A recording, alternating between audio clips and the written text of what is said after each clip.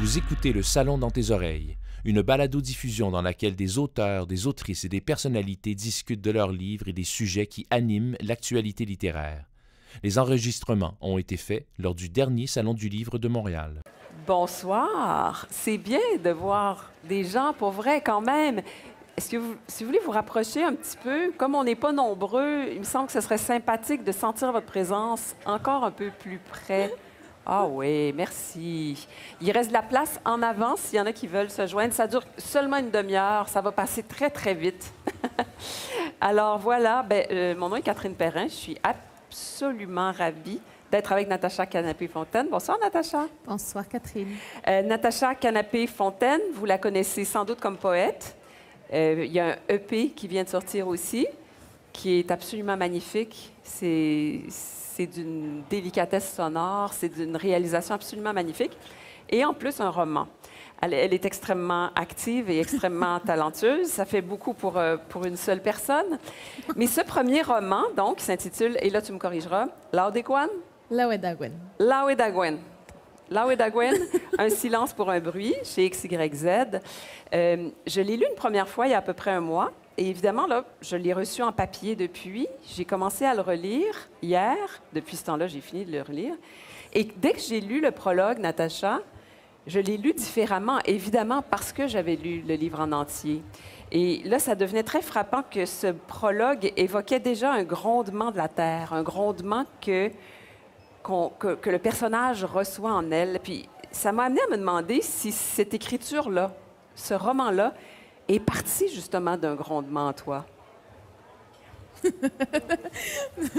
Mais j'ai envie de dire absolument, mais je pense que ça part d'un grondement vieux de plusieurs années, même qui remonte à plus de 10 ans, à partir du moment où je me suis rendu compte qu'à 16 ans, je parlais pas ma langue maternelle, je connaissais pas rien de ma culture, puis je savais même pas qu'est-ce que ça voulait dire être Innu, puis de dire que j'étais Innu, j'étais vraiment loin de ça. Donc déjà, il y a eu cette prise de conscience-là qui, pour moi, était un tremblement de terre d'abord. Et ensuite, j'ai découvert, c'est sûr, Richard Desjardins était le premier à aborder les pensionnats avec son documentaire Le Peuple invisible. Et ensuite, il y a eu la Commission Vérité et Réconciliation, mais on en a entendu peu parler ici.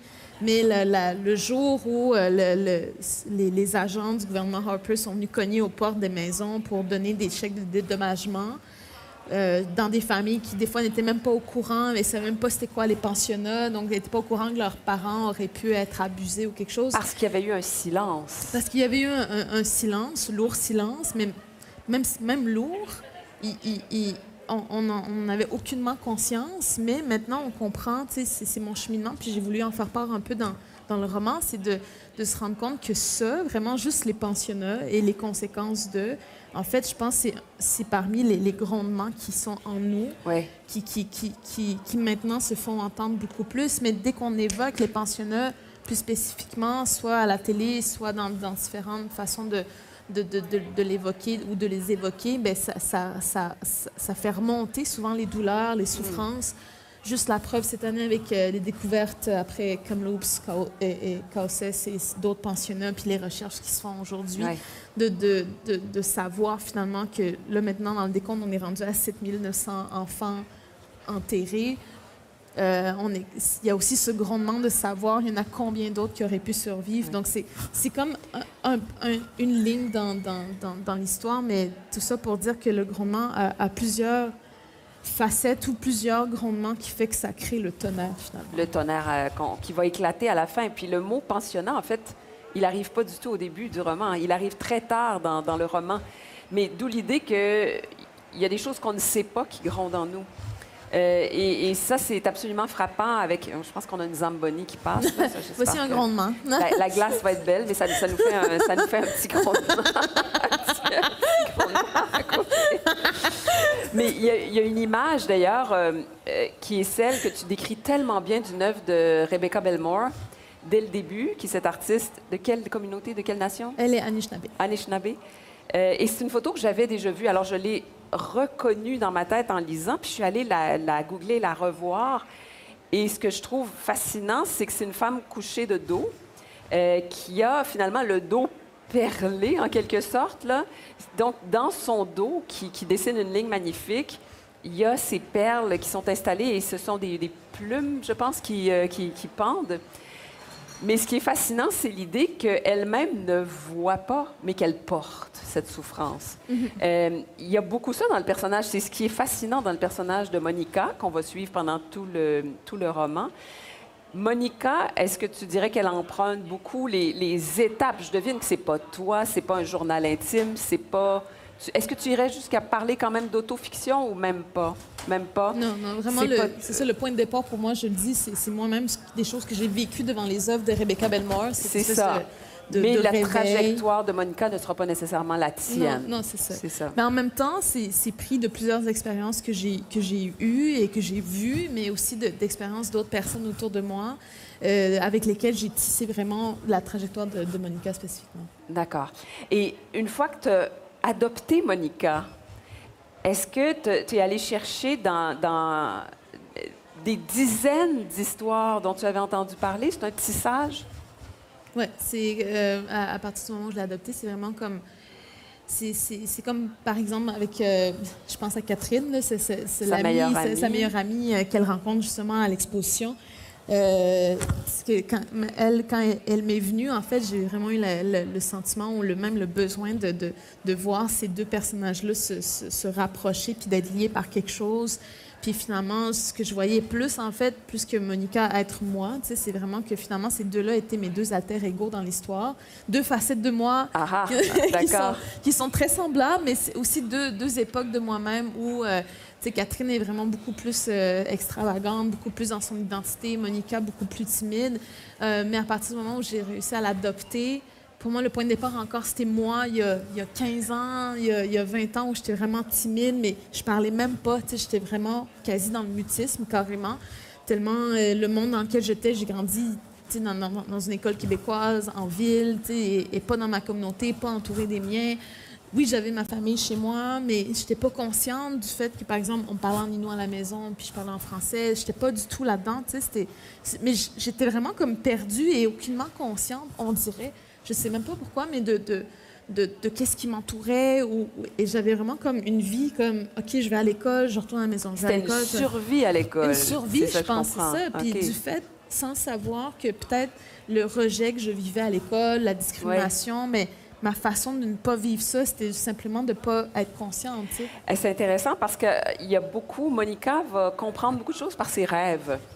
Et tu dis, ma façon de survivre, c'est de ne pas être consciente. Mais des fois, notre inconscient vient nous parler. Est-ce que ça t'est arrivé à toi aussi, étant petite, ou un peu plus tard dans ta vie, j'imagine?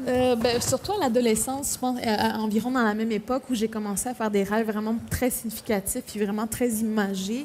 À l'époque, je dessinais beaucoup plus, puis je faisais de la peinture. Fait que j'utilisais déjà ces images-là dans ce que je faisais. Alors, très imagé, je vais juste vous donner un exemple. Avez-vous déjà fait un rêve dans lequel il y a des poumons qui volent? Moi, non. Elle, oui. En tout cas, son personnage, oui.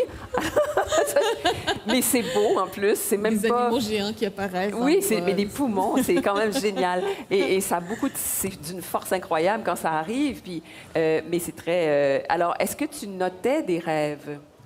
Pas vraiment, mais c'était vraiment des images qui me restaient vraiment très longtemps, pendant des années, en fait. Puis je pense que mes rêves de nuit sont devenus mes exutoires, mes échappatoires, dans le sens que le jour, tu sais, je faisais mes devoirs, le soir, là, surtout, je faisais mes devoirs, mais tout de suite après, je passais à l'expression, mais l'expression très silencieuse. Je m'enfermais dans ma chambre, puis j'étais vraiment comme vraiment en train d'utiliser toutes ces images-là. Puis encore aujourd'hui, autant en poésie, puis maintenant dans ça, tu sais, vraiment, j'ai pris le même processus. En fait, finalement, je pense que j'utilise depuis l'adolescence. C'est vraiment de me laisser toujours habiter, non seulement par mes rêves, mais aussi des fois, je vis du jour au jour le jour. C'est ça que je cherchais.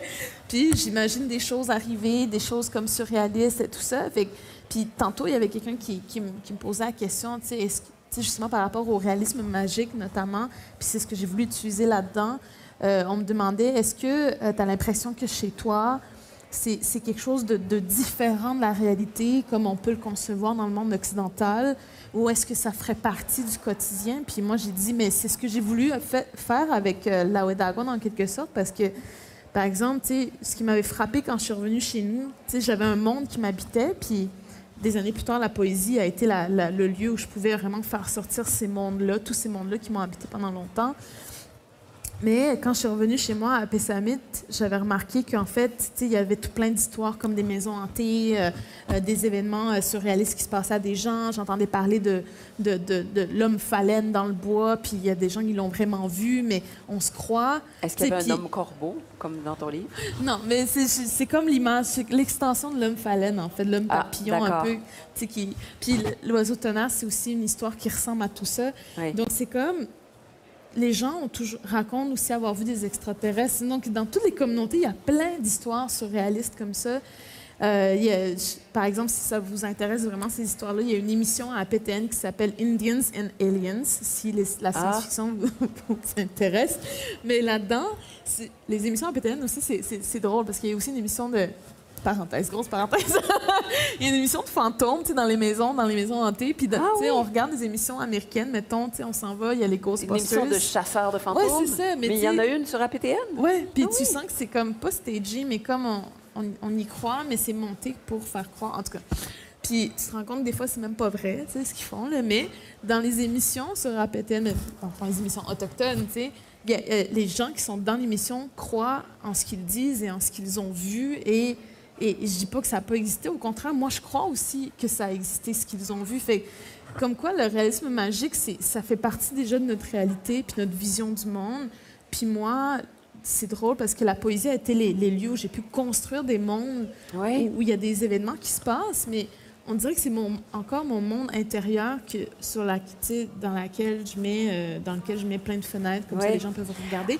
Mais dans le roman, ça m'a permis de réussir à insérer comme l'imaginaire dans la réalité. Comme ça, les lecteurs vont pouvoir vivre cette réalité-là. Alors, tu dis l'insérer dans la réalité et en même temps, oui, et c'est en parallèle de la réalité, parce que c'est ça qui est très fascinant dans l'écriture de ce roman-là, c'est qu'il y a la Natacha poète que vous aimez, dont vous allez reconnaître l'écriture très, très puissante, très, très imagée, puis le réalisme magique, il y a tous ces moments-là. Mais il y a aussi un réalisme, mais vraiment dans la cuisine, à côté de la cafetière, et où tous les rires sont notés. Il y en a. J'ai jamais vu un livre avec autant de Mais regardez, c'est pour ça. C'est ça. C'est parce que c'est un livre autochtone. Oui, mais l'important, mais c'est ça. Je t'arrête un peu parce que je ris parce que à la révision linguistique, la réviseuse était comme il y a trop de ha-ha-ha. Puis les ha-ha-ha étaient juste beaucoup plus longs. Puis dans la réalité autochtone, Inou, tu veux dire que c'est pas juste rire. T'avais écrit ha-ha-ha-ha-ha-ha. Rire, c'est long de même, tu sais. Oui. Puis là, je les avais mis, puis là, je me suis dit, je vais en mettre plus d'un coup qu'elle me dise quelque chose, puis au pire, je vais m'ajuster. C'était une position de négociation. Ensuite, je vais en mettre plus, puis comme ça, je vais pouvoir revenir un peu. Ça. Puis j'ai dit, puis à un moment donné, je cherchais comment l'expliquer, pourquoi c'était important que je garde la longueur des ha-ha-ha, tu sais. Puis là, à un moment donné, j'ai allumé, je me suis dit, mais non, parce que c'est une ponctuation chez nous. Ben voilà. Dans nos discussions, dans nos façons d'être, quand on se voit la première fois, on rit, tu sais, on dit même pas salut, tu sais. C'est comme un code social que je trouve vraiment, même moi, d'un point de vue intérieur et extérieur, comme je suis comment, vous voyez, il y a comme des ha-ha qui fusent, là. Mais je trouve ça fascinant, quand je vois des Inuits, on rit et on rit et on rit, tu sais, c'est comme la seule chose que je sens naître dans mon corps, c'est ça, tu sais. C'est quand même bien. C'est une belle hygiène de vie, ça. Bravo. Vraiment. J'ai voulu vraiment garder tout ça pour qu'on sente qu'on est dans un monde autochtone avec des personnages autochtones. Mais je me suis même demandé avec des phrases comme Colin, t'as le temps que tu sortes? Ha ha ha ha ha. Il y en a 4. 1, 2, 3, 4, 5. Fait combien de temps que t'es en ville? Puis c'est tellement soigneusement écrit, là. Ça fait combien de temps quitter en ville. C'est tellement... On dirait que tu l'as dosé exactement comme tu... Est-ce que tu l'as parlé... Est-ce que tu parlais ces dialogues-là à voix haute? Bonne question. La plupart, non. Non? Parce que c'est des situations que j'entendais puis que je voyais, puis j'étais vraiment dans une scène comme ça, par exemple. Des fois, j'avais même pas imaginé la scène du tout. J'ai un point de départ, puis tout d'un coup, c'est comme si je les voyais vivre. Et je faisais juste comme retranscrire aussi rapidement que possible. Ah, donc, tu les entendais dans ta tête, c'était comme tes rêves, finalement. Oui. Mais OK. c'est un peu ça, en fait. Je pense que j'essayais vraiment de retranscrire ce que je voyais dans ma tête. Puis cette scène-là, c'est comme les personnages vivaient d'elles-mêmes, puis racontaient ce qu'elles vivaient à ce moment-là, puis en riaient en même temps, se font des blagues, se font des cafés. Des cafés surtout. Beaucoup de café. Beaucoup de café. Mais c'est pour ça que je parle. Il y a le réalisme magique et il y a le réalisme absolu. Est-ce que pour toi, c'était important, justement, qu'on sente comment deux amis de deux communautés différentes vont se retrouver puis vont vivre ensemble? Est-ce que tu avais cette espèce de besoin qu'on soit dans la cuisine avec vous? Mais c'est drôle parce que c'est même pas des choses auxquelles j'ai réfléchi, en fait. Je pense que j'ai juste écrit ce que je voyais. Comme moi, je les vivais, tu sais. OK. Et parce que mon seul souci, je pense, c'était vraiment qu'on puisse sentir qu'on est dans ce monde-là, puis que le lecteur, même non autochtone, se sente comme vraiment bienvenu et vraiment comme emporté dans une scène de ménage ou du quotidien de deux jeunes filles, tu sais, pour qu'ils puissent voir comment que ça se passe réellement chez nous. Oui, bon, c'est ça, d'accord. Ça, tu sais, mais c'est mon très seul réussi souci. pour ça, on est là. Mais c'est ça, mais j'ai pas réfléchi, je me suis pas... C'était pas une volonté, mais c'était un besoin instinctif, peut-être, ça, de nous amener besoin dans cette cuisine-là. Oui, qui a été aussi longtemps une angoisse, parce que j'avais peur qu'on se sente pas assez comme à l'intérieur. Non, c'est ça, c'est drôle. Ça. Alors donc, c'est en fait, il n'y en a pas que deux. Il n'y a pas que deux types de narration là-dedans. Il y en a plus que deux. Toi tu les décrirais comment? Là, on a parlé d'un hyper-réalisme, où on est vraiment dans la vie de deux jeunes filles ou de leurs amis. Puis on a parlé d'envolées poétiques très puissantes. Des fois, c'est Monica qui est au jeu. Et d'autres fois, c'est un narrateur extérieur. Est-ce que pour toi, est-ce qu'il y avait une espèce de hiérarchie dans ces niveaux de narration-là, ou ça aussi, c'était vraiment à l'instinct que tu le jouais? Parce que, par exemple, les premières pages, j'en ai écrit quelques-unes qui sont parsemées dans le roman. Tu sais, c'était vraiment comme des bribes que j'avais écrites au début, puis c'était il y a 3-4 ans. Puis je voyais juste Monica, que je connaissais pas encore, mais que je voyais dans différentes scènes. Mais en même temps, des fois, j'entendais sa voix dans ma tête, puis c'est ce qu'elle voudrait dire, tu sais, puis je me suis dit... Et finalement, j'ai construit à partir de ça, parce que c'était déjà comme à la troisième personne, donc qui raconte l'événement, mais aussi au jeu, puis finalement... elle qui est dans les rêves puis qui vit les rêves. Tu sais. Mais pour quelqu'un qui est en construction, qui se cherche, ça peut devenir intéressant aussi il y a un regard sur soi-même, il y a un regard extérieur à soi-même, que toutes ces dimensions-là, finalement, vont contribuer à ce qu'on peut. C'est comme si on commençait à la cerner par différents angles, avec ces styles différents-là. Il y a très certainement, à travers... Tu as évoqué en partant les pensionnats. Puis c'est drôle, j'ai entendu une autre entrevue avec toi où dès le début, tu l'évoques, alors que je l'ai dit tantôt, nous, on va y arriver vers la fin. Parce que ce dont ça parle, c'est beaucoup cette espèce de transmission, même quand on ne sait pas. C'est ça qui est assez mystérieux. Et ça, je ne sais pas si dans ta propre histoire familiale, ça doit remonter à un moment donné au pensionnat aussi. Là, il y a dû y en avoir dans ta lignée. Mais est-ce que tu as vu des différents cas de figure de transmission? Des gens qui avaient réussi à guérir, un peu comme la famille de Catherine a réussi à guérir? Moi, c'est vraiment comme... tu sais, je ne vais pas tout te raconter non plus, mais c'est vraiment séparé des deux côtés de ma famille, comme mon père et ma mère. C'est deux situations complètement différentes. Ah, oui. Puis, il y a vraiment comme l'héritage des pensionnats d'un côté, puis l'héritage, en fait, de la chasse puis de la vie en forêt de l'autre. Ah oui. Fait que, puis moi, je suis comme héritière des deux côtés. Et je suis vraiment à la frontière entre les deux, tu sais, parce que quand même, l'héritage des pensionnats, ça peut empêcher une personne de vivre totalement elle-même. Je ne sais pas comment dire, de se vivre elle-même pendant très longtemps. Et ça a été la situation de plusieurs personnes que j'ai connues. Et autant de l'autre côté, puis je parle toujours pas de ma famille, je parle aussi d'amis que j'ai connus et tout ça. Oui. de différentes communautés aussi, mais si le moindrement la famille était restée connectée au territoire, c'est des gens qui avaient réussi à guérir plus rapidement, en quelque sorte, alors que de l'autre côté, c'est comme si on n'avait pas trouvé encore des solutions ou des façons de s'apaiser. Et souvent, c'est sûr, ça s'exprimait par l'alcoolisme et la toxicomanie et qui sévit dans nos communautés. Puis ça a été longtemps stéréotypé, mais en fait, c'est un problème auquel on devrait s'attaquer sérieusement puis se dire, OK, on sait d'où ça vient maintenant qu'on connaît les pensionnats. Et j'ai voulu, au travers de Monica, puis c'est voulu qu'elle arrive là beaucoup plus tard parce que dans ma propre trajectoire, bien, c'est sûr que c'était là déjà au début, mais les vrais questionnements que je me suis posés par rapport aux conséquences des pensionnats dans ma vie et sur ma personne et comment ça m'a empêché d'être vraiment comme moi-même et ça empêchait en fait même des relations, soit amoureuses ou, tu sais, parce que la blessure est tellement forte que finalement, puis Leanne Betasamosake Simpson en parle beaucoup dans ses livres justement, puis elle avait cité Junot Diaz, Leanne Betasamosake Simpson. Je ne la connais pas. Elle est Innu aussi? Elle est Anishinaabe, Mississauga. Puis j'ai co-traduit, en fait, deux de ses livres, qui est Cartographie de l'amour décolonial. Ah, oui! Et on se perd toujours par accident. Mais dans Islands of Decolonial Love, c'est vraiment ça qu'elle voulait aller chercher. Puis déjà, dans les citations en exergue, elle citait, entre autres, Junot Diaz, qui disait... il dit, moi, ce qui m'intéresse dans mes personnages, c'est d'explorer, en fait, à quel point... dans notre réalité de personnes opprimées, je le cite... largement, oui, c'est pas grave.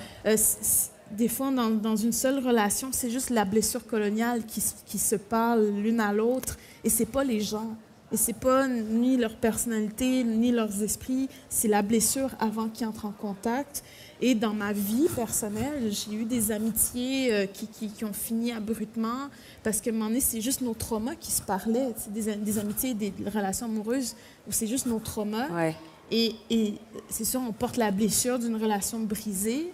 Et finalement, j'ai vu chez d'autres à quel point le trauma a pu empêcher en fait, des relations entre mère et fille, entre fille et grand-mère, entre parents et enfants, de toutes les façons. Ouais.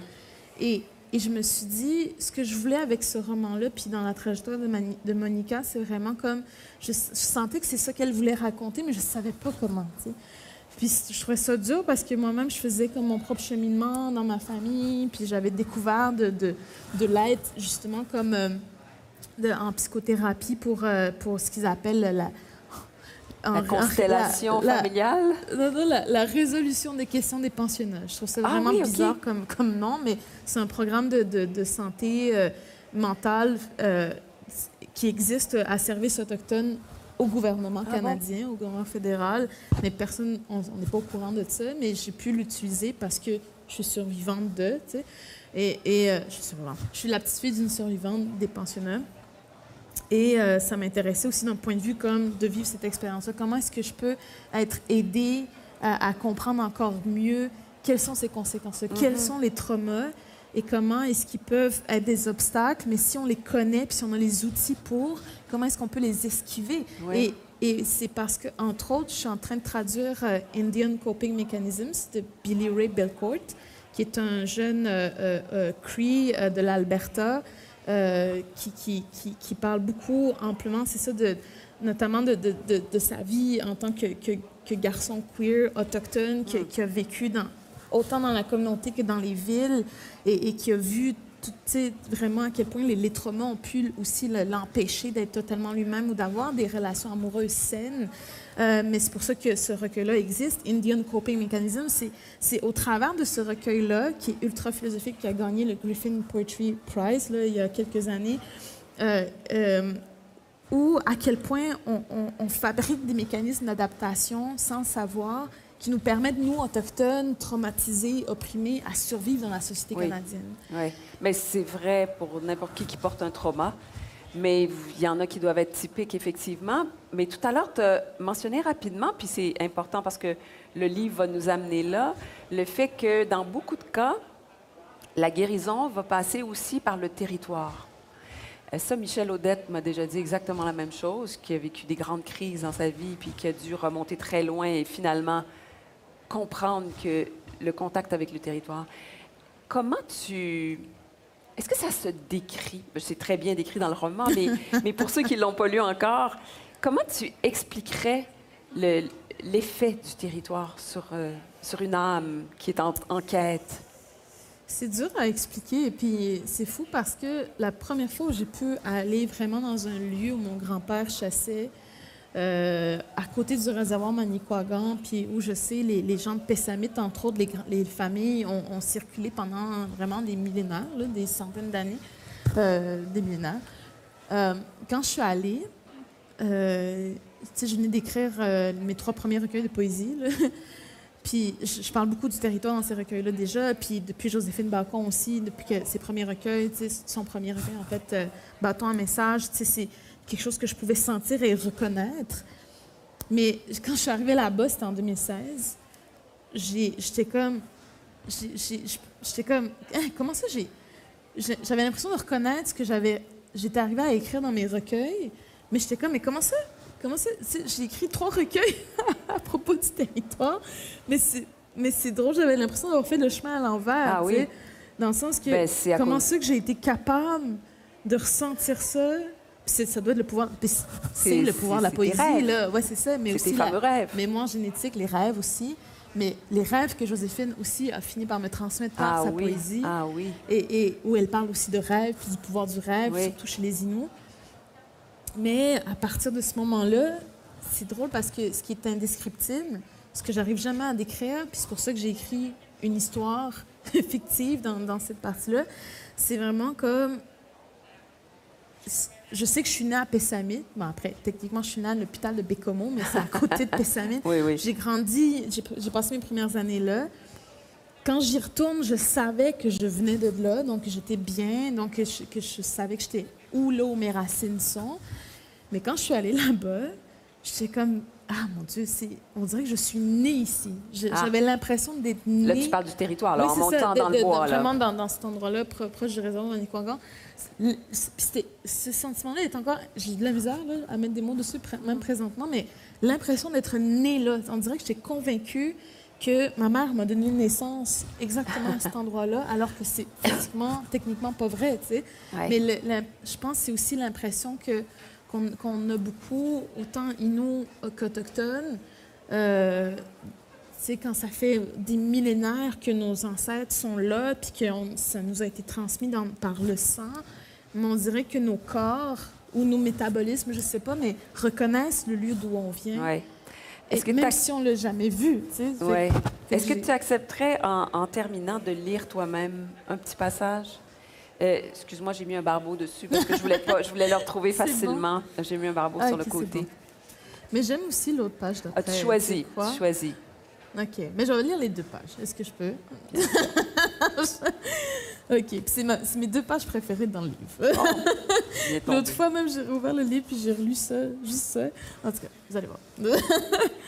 OK. Donc, elle vient d'être dans le bois, puis je vous raconte pas ce qui se passe dans le bois, mais c'est juste après. C'est un moment fort de reconnexion. Je suis venue d'aussi loin pour poser le pied sur le rocher. La rivière est mon berceau. Mon esprit est désormais en paix. Rien ne peut plus me faire douter de qui je suis. Ma grand-mère peut fermer les paupières. Ma mère peut dormir. J'ai avalé l'orage. Je suis devenue le ciel. Et l'autre page. Il y a comme un point qui sépare. Silence. Noir. Marianne, qu'est-ce qui m'arrive? C'est ton cœur qui s'ouvre quand tu reviens ici, chez toi. Toutes tes cellules reconnaissent la rivière de ton peuple. Et quand tu remontes dans le Notchmet, le territoire se souvient de notre marche. Il se remémore nos enjambées quotidiennes, nos portages périlleux, la langue de nos ancêtres. Quand les Inuits retournent dans les terres, le cycle de la vie peut reprendre son cours. Il a arrêté de battre avec la création des réserves et la construction des barrages. Même si nous l'oublions, le territoire ne nous oubliera jamais. Il attendra toujours notre retour. Il rêve de sentir à nouveau la douceur de nos pas sur son velours, de nous entendre à nouveau rire et chanter des chants vieux de plusieurs siècles, les mêmes qu'il nous a donnés. Quand tu reviendras chez toi, oui, ce sera comme avec le saumon, à contre-courant. Mais ta mémoire te redonnera le pouvoir de remonter les terres jusqu'au lieu de naissance de ton esprit, là où tous nos ancêtres nous attendent, pour nous aider à guérir, nous aider à comprendre, nous aider à revenir à nous-mêmes. Ce qui t'arrive, c'est simplement le visible et l'invisible qui se retrouvent à travers toi. Tu es le passage de notre reconnexion. Toi et ta génération, vous nous redonnerez la mémoire et la route vers le Notchmet. Cosmos. Merci, Natacha. Puis, juste pour dire que c'est fou, c'était vers la fin, j'avais fini le manuscrit, puis en relisant, puis en corrigeant, quand je suis arrivée à ce bout-là, le dernier texte, pour ça que la page est super importante pour moi, je ne sais pas pourquoi, mais je vais me dire pourquoi, en tout cas. Mais j'ai entendu la voix de Marianne exactement comme ça, et j'ai juste retranscrit ce que j'ai entendu. Ah oui. Et j'ai eu l'impression, finalement, en relisant, que pour moi, c'était le message que je voulais donner à chaque jeune ou enfant autochtone qui allait finir le livre. Ouais. Merci infiniment, Natacha Canapé-Fontaine. Alors, est-ce que je sais Lawedagwan? Lawedagwan, c'est ça. Ah, j'ai fait un petit peu de progrès depuis une demi-heure. Juste un tout petit peu. Un silence pour un bruit chez XYZ au kiosque 1001. Un grand merci à vous d'avoir été ici ce soir. Merci. Merci. Merci à toi.